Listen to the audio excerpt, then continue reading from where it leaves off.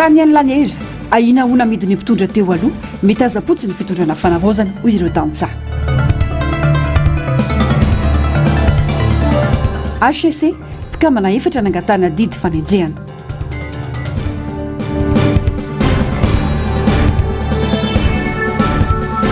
Fokoanandoso savaranando seni sotsikevitra manodidina ny 10 novoray atolotra ny sabotsy telopolo mena amby roapolo amby roa arivo faltafaraka aminao indray tombo kilasy sy tombovavy atao anatin'izao fotoana ny fampalalam-baovao izao atezina ny arabary manasana ho ampanajana anaraka ny antsipirim-baovao hatramin'ny farany.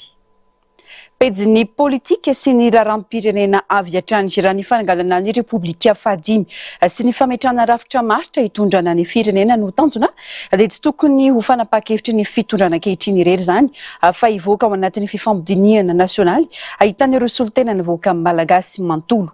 Ny fokoanan-doham-pirenena no tokony hametraka ny sorodalana sy ny politika hitondrana ny Madagasikara ao ny taona 17 fa tsy ny fitondrana fanavaozana amin'izao hoy ny mpanaraka raharam-pirenena Rakotoson Dany. Fanadihadiana nataon'ny Germain Omejanary eo amin'ny sary sy rindran-tsary ny Artanjon. Ny filoham-pirenena voafidim-bahoaka no tokony ametraka viana lavitrezaka amin'ny fitantanana firenena fa tsy ny fitondrana no tendrena amin'izao mihitsy. Ampisavoritaka ny politika ho an'ny mpitondra voafidim-bahoaka manarak'eo ny zava-misy amin'izao fotoana hoy ny mpanaraka raharam-pirenena. Adino ny fitondrana fanavaozana fa ny fikarakarana ny fikoanan-do-pirenena ny fiampitana any amin'ny Repoblika Fadimy ary ny azahoan'ny Madagasikara sy ny Malagasy filoham-pirenena voafidim-bahoaka ara-demokratika marina no andraikitra sahanin'izy ireo hoy ny faneho-kevitra. Ny fikoanan-doha no tokony anapaka ny politika rehetra hitondrana any Madagasikara aorian'ny taona 17 hoy ny fanazavana. Tsy olom-boafidy ho reo olona nitendreny reo anao ny concertation nationale ary ametraka tsara mba hisiny zany filaminana zany mba hisiny ny vina hoe malagasy ohatrany ahoana ny tokony any ato amin'ity tany ity afaka amin'ny 2035 amin'ny 2050 malagasy ohatrany ahoana ny tokony any eto dia tokony faritana zay zavatra zay dia inona zany ny fitondrana tokony hipetraka amin'ny hatrany amin'ny resaka fiarahamonina zany any amin'ny resaka diplomasia zany any amin'ny resaka fahasalamana zany tadidio fa eto ambonin'ny tany efa be da be ny firenena manana filaminana eo amin'izany politika rehetrarehetra zany.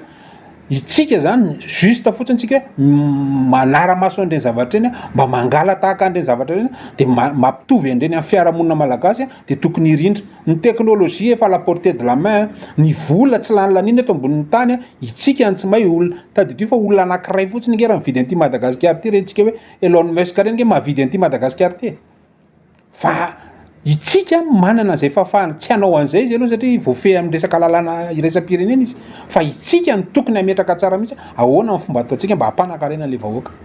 Raha mpitondra tena tia tandrazana sy mifofotra amin'ny famahana ny krizy dia tokony hifantoka amin'ny fampandehanana ny fikoanan-do-pirenena hoy ny fanamafisana. Tsy hoe apetraka amin'ny FFKM na ny ministera ny dinika dia vita hoy ny fanazavana. Na ireo fikoanan-do mandeha mitsitokotoko aza anahirana ny FFKM satria tsy hay mazava raha tena fakan-kevitra avy any fotony tokoa no niaingan'izy ireny hoy hatrany ny fanazavana.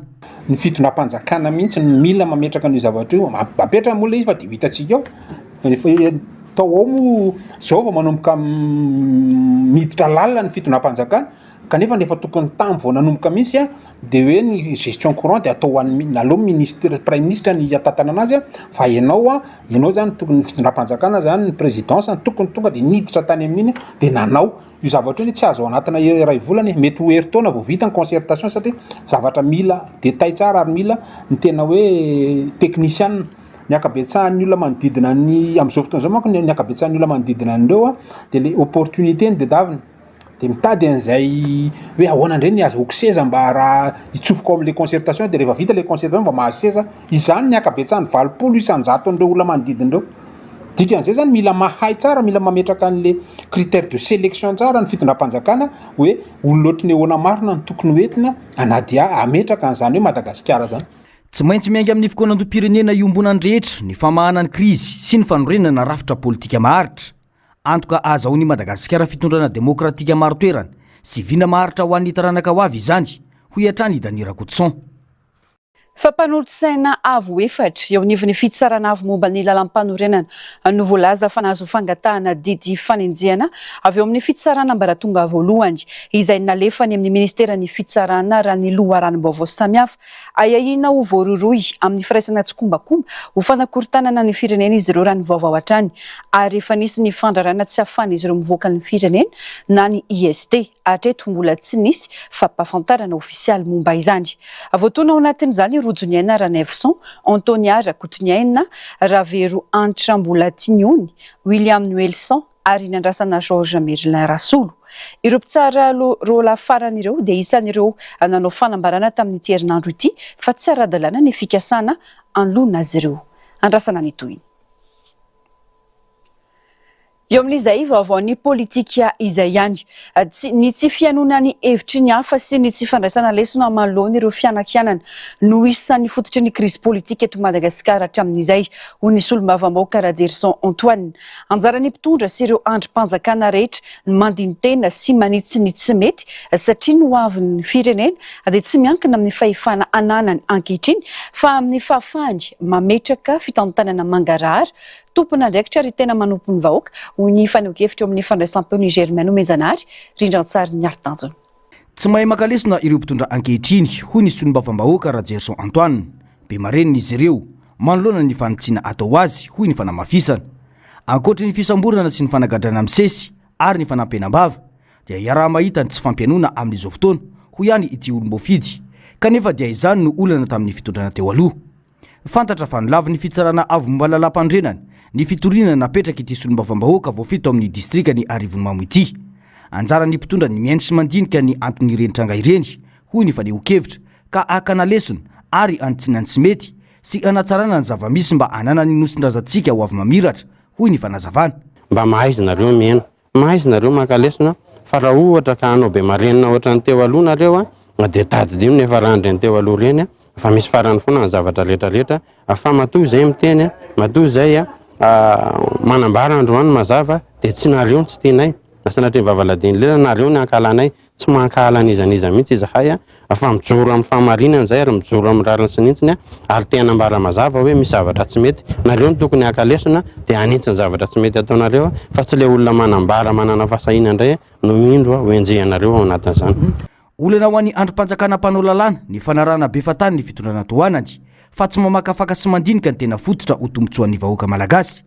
Manome vahana ireo olona sy ny vondrona mangataka ny andravana ny rafitra mpanao lalàna ny fomba fiasan'ny anteny meram-pirenena amin'izao fotoana hoy ihany Rajerson Antoine. Jereo amin'ny fo mahitsy sy fo madio jereo araka ny rariny sinintsiny sy ny araka ny ala-dalàna sy ny lalàna hoe inona ny tokony atao, inona ny tsy tokony atao, inona ny tokony arovana, inona ny tsy tokony arovana fa tsy rehefa miteny ilay olona hoe ty hoano dia na maloto ary dia hoantsika foana ihany fa misy zavatra efa tena tsy azo ekena tsony nefa mbola hijoroantsika ihany miaro anazy zavatra sahala amin'izany no mahatonga ny olona tezitra, mahatonga ny olona rompotra.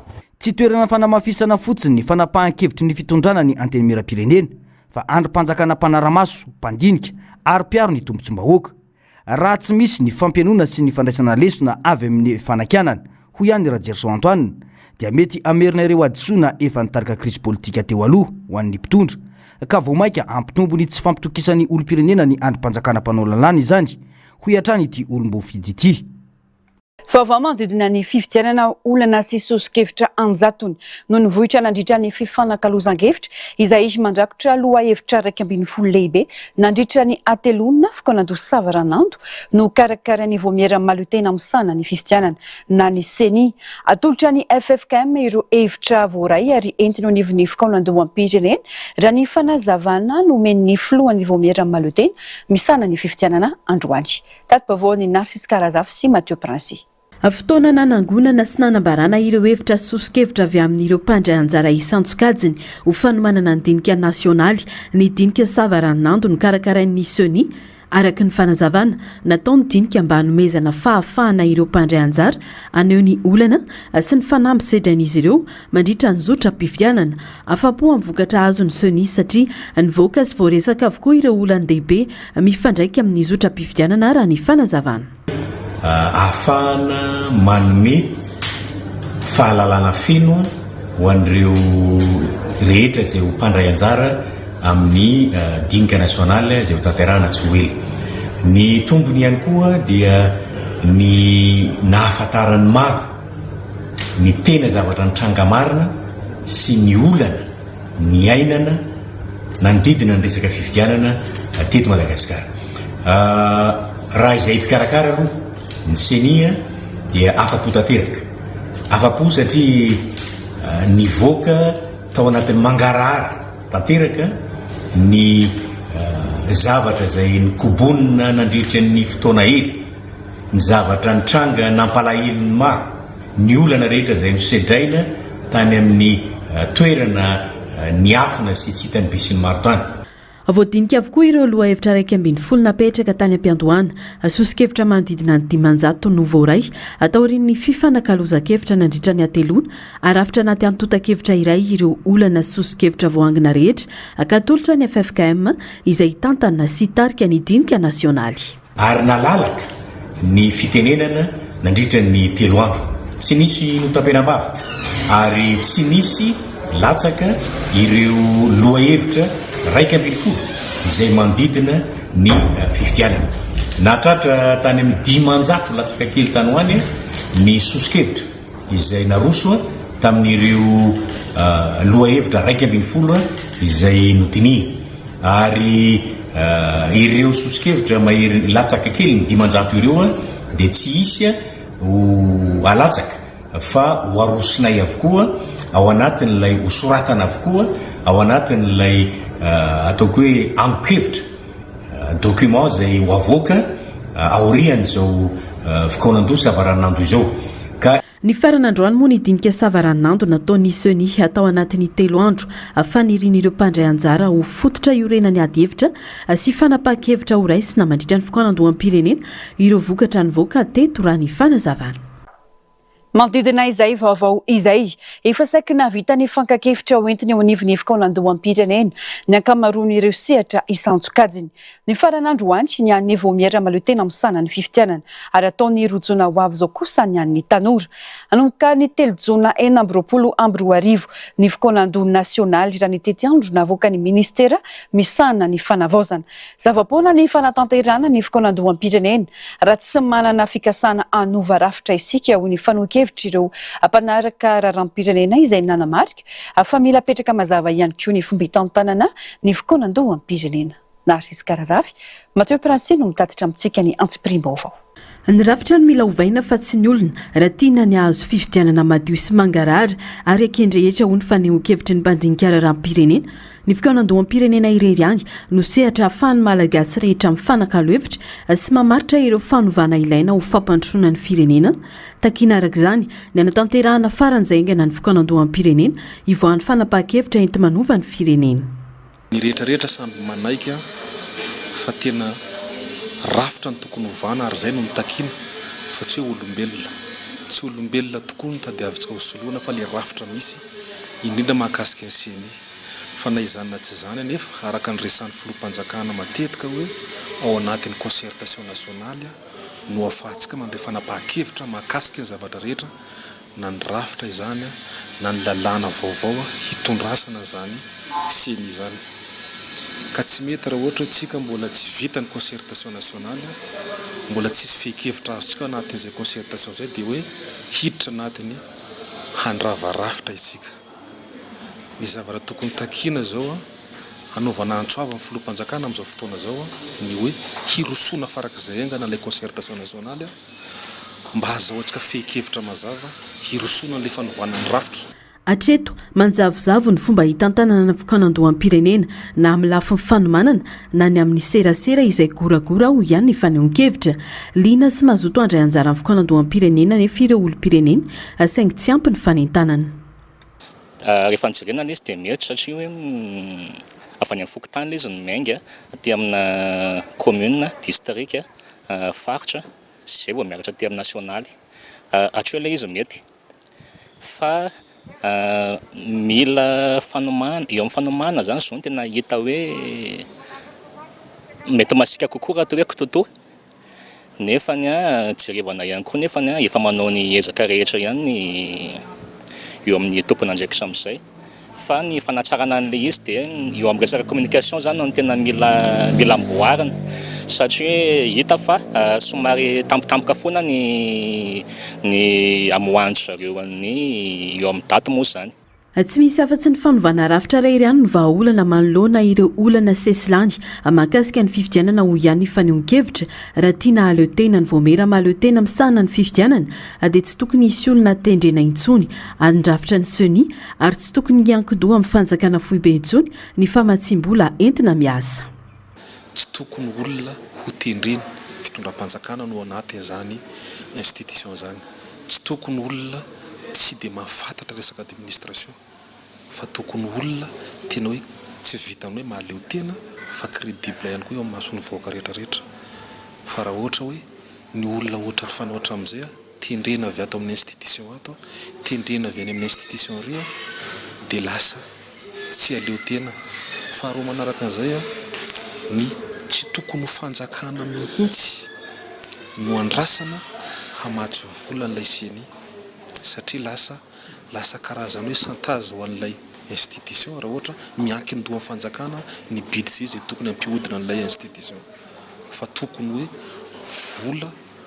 vola zay hoe tokony vola atokana ohatrany hoe tonga dia raha ohatra zany misy hoe famatsim-bola hafa mihitsy zany famatsim-bola spesialy ho an'senia tokony permanence zavatra zay.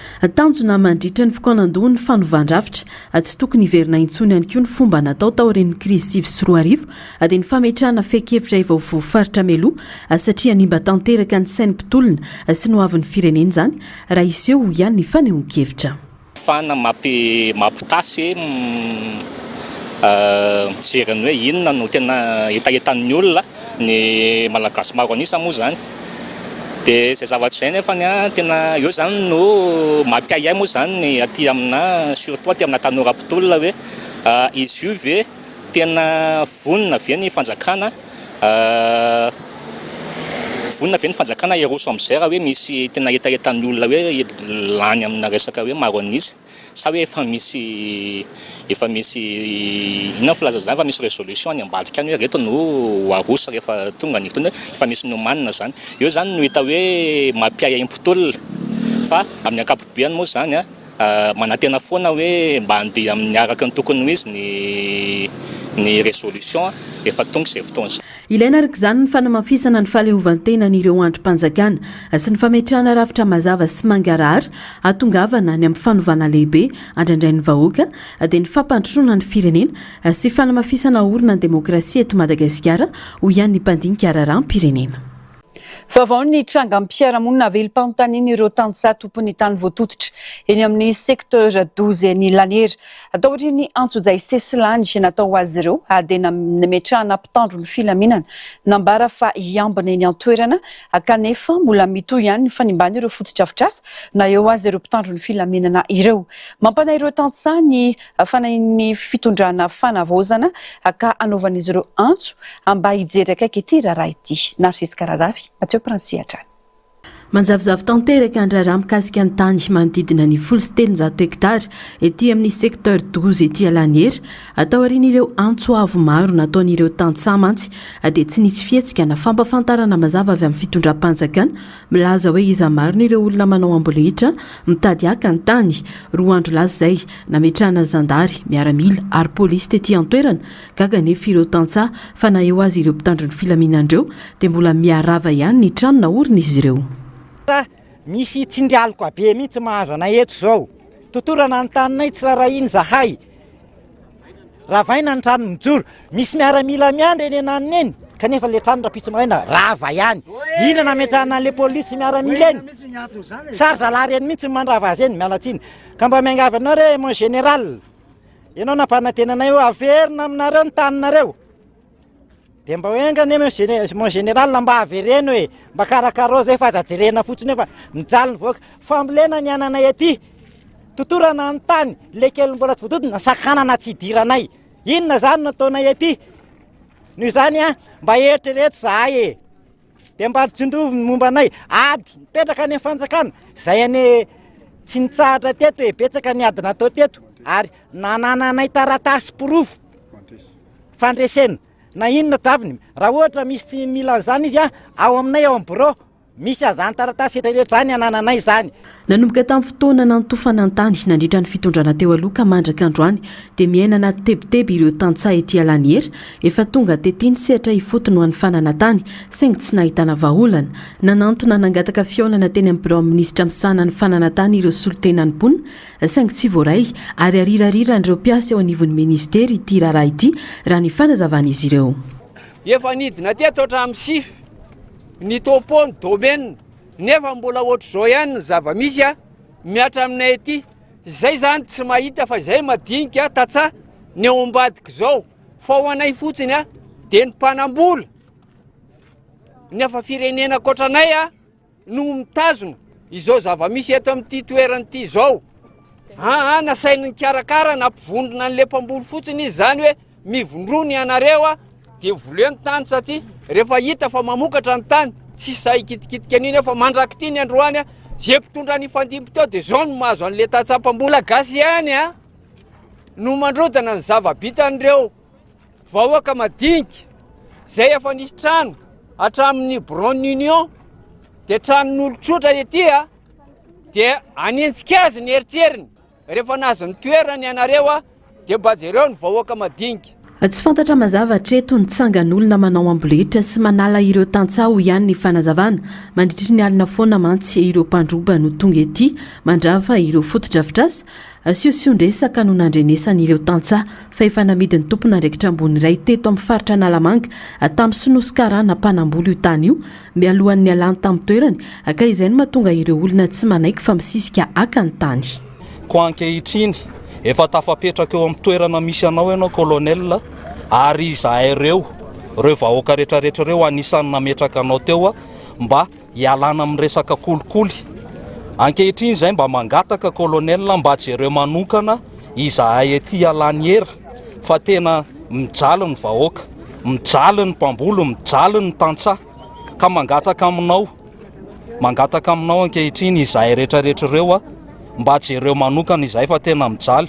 Eo ihany koa ianao mon général Lilisson be ny zavatra efa vitanao tamin'ny famerenana tany fa ity Lanery ity hatramin'izao mbola tsy misy resaka ka zao anisany ijoroana eto ankehitriny mba jereo izahay, jereo ihany koa ireo miaramila izay mandrodana ny taninay miambona izy nefa ny trano ravo. Nanao etsika fanairana ireo tantsaha ety Alaniera androany ary nanamafy ny antso amin'ny fitondrana mampiaya azy ireo ny fanginan'ireo tompon'andraikitra manoloana ny tranga kanefa ny olany fananantany amin'ny toerana hafa efa novahan'ny minisitra misana ny fananantany avokoa andrasana araka izany ny toy ny rara. Lafomba vao hafa tanteraka kosa indray sehatra telo samy manana ny lanjany amin'ny fampandrosoana ny firenena no iarahan'ny Madagasikara sy Rosia miasa raha ny vohitra tamin'ny fihaonana teo amin'ny Premier Ministra Rajaonarison Mampitiny sy ny tale général ny Sberbank German Gref sy ny filoha lefitry ny filan-kevim-pitantanana Olga Golodet atao amin'ny Sberbank nandritra ny diany tany Rosia omaly.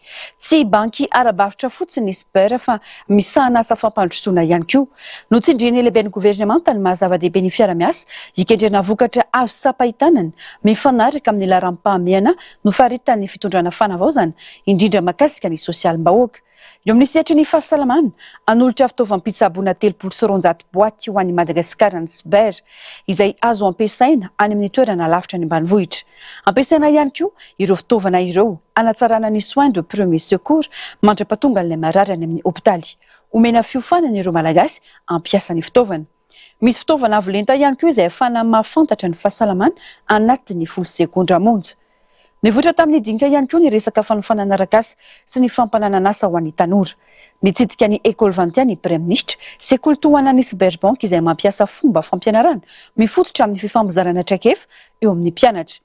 Tanjona amin'izany ny hanamorana ny fahazoana asa sy ny fampivelarana ny fahaiza-manao mifanaraka amin'ny filan'ny orinasa sy ny tontolo ny fandrarana. Azo trandrana tsara ny fisintonana ireo mpizahantany rosianina ho tonga eto Madagasikara ho ny fanamafisana. Anisan'ny ezaka ataon'ny fitondrana malagasy ny fanatsarana ireo fotodrafitrasa mahakasika ny fizahantany mba hanomezana fahafampo kokoa sy hampitomboisa ireo mpitsidika. Mety amin'ny rosianina raha toy ny mankaty Madagasikara no izy ireo tena mpitady masoandro noho ny atsika any amin'ny faritra misy azy ireo. Miamahazo vana ankehitriny ny fampiasana ny rantsaina artifisialy na ny intelligence artifisialy IA izay voaresaka ihany koa nandritra ny fionana. Hojerena araka izany azo ampiasaina ny IA eo amin'ny tontolo ny fahasalamana sy ny fampianarana, cybermédical, cybersanté ary ny robotisation. Vaovao ny sosialy noho ny olana ara-pitaovana dia voaterina enina ny ho ampatelo ny sisany kopia avoaka isan'andro ao amin'ny boriboritany faefatra raha ny fanazavana nataony lehibe ny boriboritany androany mba hanenjehana feim-potoana napetraky ministera ny fanabeazana nefa dia nampitomboana ny ora sy ny andro iasan'ireo mpiasa manatanteraka izany raha ny fanazavana. Nanangona ny vaovao Germain Nomenjanahary sy ny Artanjona. Hatramin'ny androany, toy izao ny filarana fakana kopia eto amin'ny boriboritany faefatra. Eo ny fahanterana fitaovana, fa eo ihany koa ny olana avy amin'ireo ray aman-dreny maka ny kopia ny zanany, ka lasa mampitarazoka ny asa hoy ny lehibe ny boriboritany.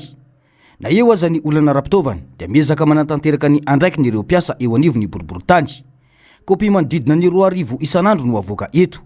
Ampahatelo ny sisa izany noho ny olan'ny fitaovana satria 4,000 isan'andro izany teo aloha hoy ny fanazavana. Fitaovana koa efa antitra dia antitra dia ny jiro koa manao metaony ambany dia ambany dia tsy afaka raha vao miara-miasa ny fitaovana rehetra 13 ny ankizy manao kopia raha vao miara-miasa ireo dia tsy tafavoaka raha alefa nefa le izy hoe anankitelo connexion telo natao dia mahavita fa 70 isaky ny adiny iray vita ny kopia atao eto zao dia eo amin'ny tamin'ny voalohany tonga hatrany amin'ny 9,000 ray andro mafy be zany dia nahena le izy nahena ny isan'ny ataon'ny ankizy tsirairay avy satria tena reraka le mpiasa tena reraka dia eo amin'ny 2,000 isan'andro zany zao ny zahanay avoaka fa io 2,000 io raha 2,000 ny raisina androany rehefa izara raha pitso dia mibotsina be io satria le olona ihany koa misy fahadisoana avy any amin'ireo le paka mpanao raharaha satria raha tenenina izy hoe raha pitso amin'ny roa ianao ny tonga tsy tonga izy raha tsy raha afaka pitso amin'ny roa dia mitambatra be zany ny kopia tokony hozaraina ray andro lasa 3 andro ny ray avoaka ray andro. Ankoatra ny olana ara-pitaovana dia manampitrotraka ny fahatarany fangatahanyireo olona ny kopia ho iatrany ny fanazavana. Dia miasa daholo mpiasa amin'izao ireny olona ireny dia tsy manana fotoana ahafahana mandeha aty dia maniraka olona izy le olona irana na mamaky teny ara-tsaina nefa tsy maintsy izy no manao an'ilay demande mameno an'ilay taratasy dia rehefa tonga izy haka an'ilay kopia ny anaran'ilay olona ho alaina raha tsy fantany dia lasa tsy maintsy miverina izy zany raha pitso farany andraisana an'ilay kopia dia androany izy ny tonga tsy possible mihitsy nefa an'izany raha ny amaroan'ilay olona maky eo aka kopia izy adininy any an-trano le taratasy kely akango kopia eto izy vao miteny zao ny anarany ataonao na fikaroka ohatra mitady fanjaitra ao anaty bozaka. Mba anatrarana ny feim-potoana nomen'ny sekoly dia tsy maintsy nampitomboina ny ora fiasan'ireo mpiasa mikirakira ny kopia. Miditra amin'ny 5 ora sasany maraina izy ireo ary tsy mirafy ratsy amin'ny 7 ora alina. Miasa sabotsy sy alady ihany koa raha ny fanazavana. Eo amin'izay vaovao ny sosialy izay fandraika indrindra amin'ny fampianarana ho fanohanana sy fanampian'ireo mpianatra hiatrika ny fanadinam-panjakana. Mpianatra manodidina ny 900 no nisitraka fampianarana maimaimpona ao amin'ny boriboritany fahenina. Itsika no karakarain'ny solombavam-bahoaka ny boriboritany fahenina Dr Ramananarivo Miarosomba anamafisana ny fahavononan'ireo kandida hiatrika ny fanadinana panjakana BEPC sy ny baccalauréat amin'ity taom-pianarana ity. Germain Nomenjanahary, Taiziniana. Ahafan'ireo mpianatra manamafy ny fahalalany sy mameno ireo lesona mbola manahirana azy ireo dia nisy ny fampianarana maimaimpona anatsarana ny vokam-panadinana ho an'ireo mpiadina hiatrika fanadinam-panjakana. Ankoatra ny fanampiana ara-pitaovana sy ara-bola iran'ireo fianakaviana maro, manana lanja lehibe koa ny fanomezana fampianarana fanampiny toy izao hoy ny fanazavana. Tena mpampianatra voafantina, tompona andraikitra voafantina ary ny atao hoe ity zany dia ny mitraité ireo atao hoe type sujet d'examen dia manome ny fahaiza-manao rehetra ampitaina amin'ny ankizy mba ahafahany miatrika ny examen moramora kokoa. Dia eo amin'ny manodididina ny eninjato mahery kely eo ny ankizy izay misitraka izao cours gratuit izao. Gratuit ny écolage, gratuit ny polycopy, gratuit ny cours mandritry ny 2 volana, gratuit avokoa ny rehetrarehetra. Dia mitsodrano n'ireo ankizy ireo mba aleo alasa ary mba hita vokatra tsara ny amin'izany fanampiana izay atao izany. Tsapa hoy ny Banabe fa mitotongana ny lentany fahaizan'ireo mpianatra eto Madagasikara.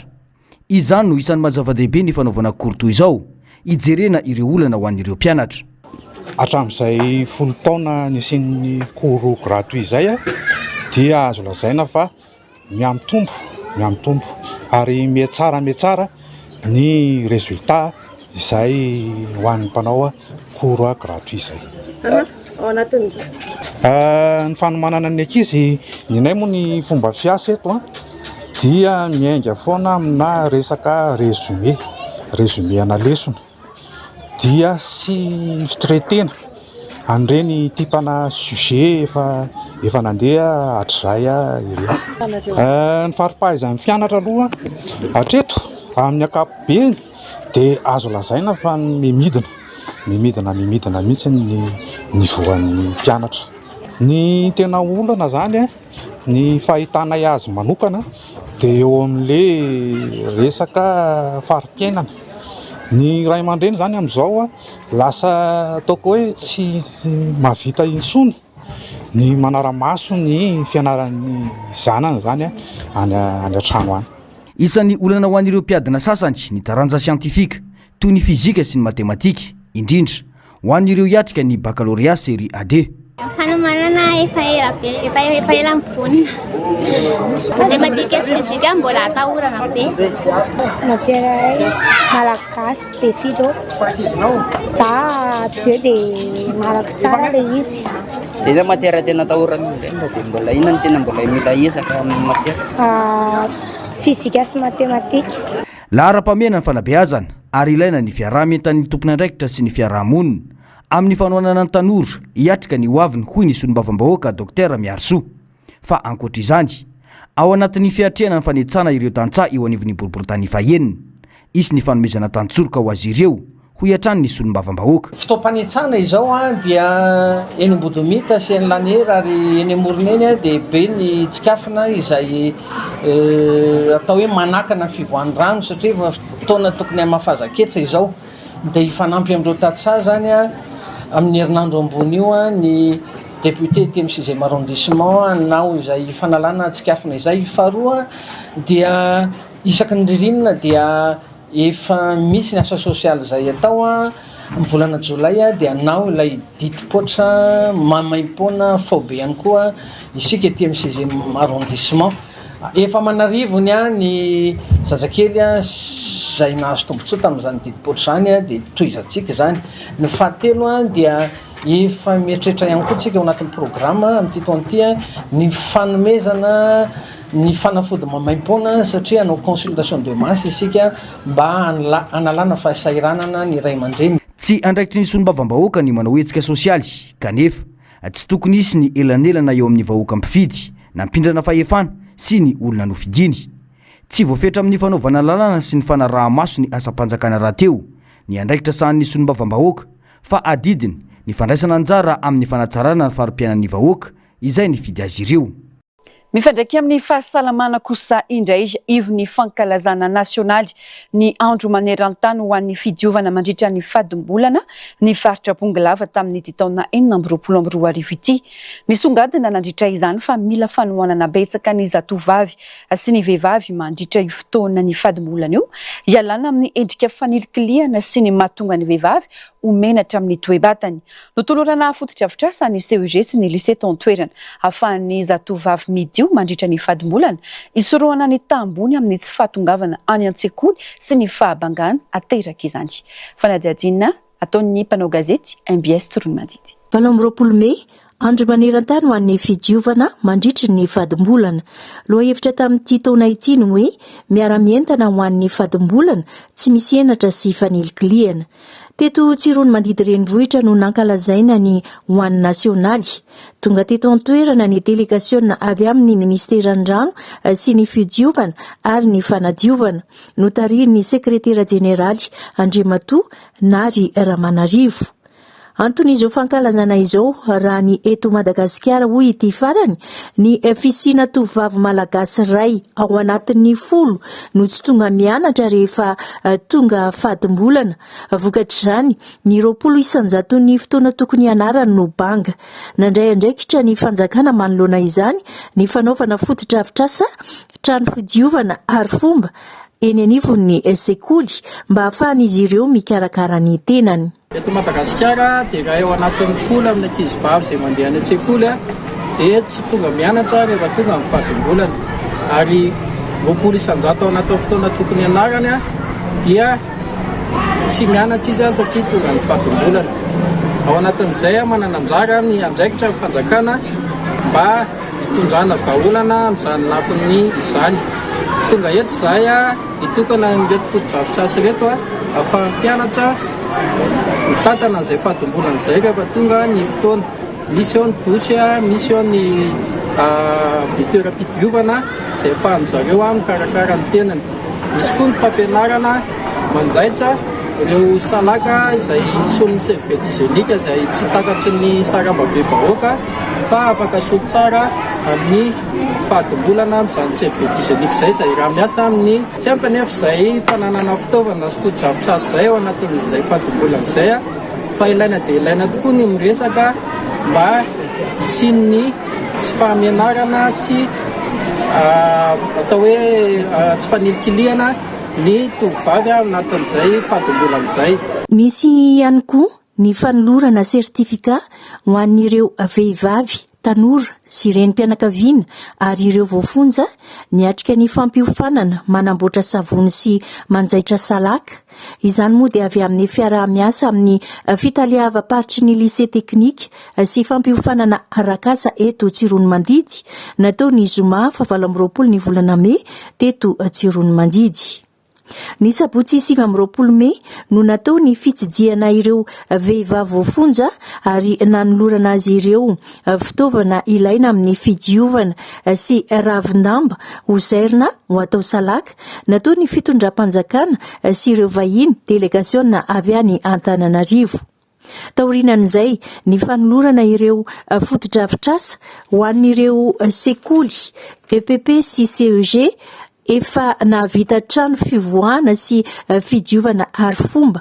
Isan'izany ny CEG sy ny EPP andrefan'ny gara.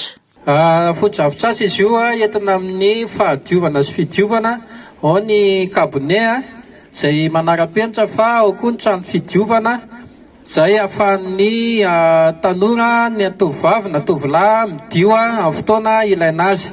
Dia misaraka tsara ny cabinet ny lahy sy ny vavy mba hisian'ny fihavahana amin'ny hoe raha sanatria misy tonga règle tonga fadimbolana ny vehivavy dia tsy ho fantatry ny lehilahy naoviana zany ka mety ampisy henatra aminy. Namaranana ny fotoana ny fametrahana ny fototra tsangambaton'ireo trano fidiovana sy fivoahana tao amin'ny lycée fampianarana Kapeny sy ny CEG centre Ambosarikely. Izany rehetra izany dia tolotra avy amin'ny ministeran'ny rano sy ny fidiovana ary fanadiovana eo amin'ny fiaraha-miasa amin'ny commune urbaine Tsirony Mandidy sy ny Waterred ary ny fitaliava-paritry ny fampianarana. Ity farany izay nisotra sy nankasitraka ny amin'izao fanomezana ireo foto-drafitrasa ho an'ny sekoly ireo. Dia iny vaovao avy any Tsirony Mandidy iny tombo-kilasy tongovavy no entina manakatona ny fampahalalam-baovao tamin'ity sabotsy ity ankasitrana fenanao nanaraka izany hatramin'ny farany. Ny tenako mametraka ny mandrapitafa ho amin'ny manaraka indray ny sampana fampahalalam-baovao no mamy fotoananao ho amin'ny alatsinainy indray. Veloma tompoko.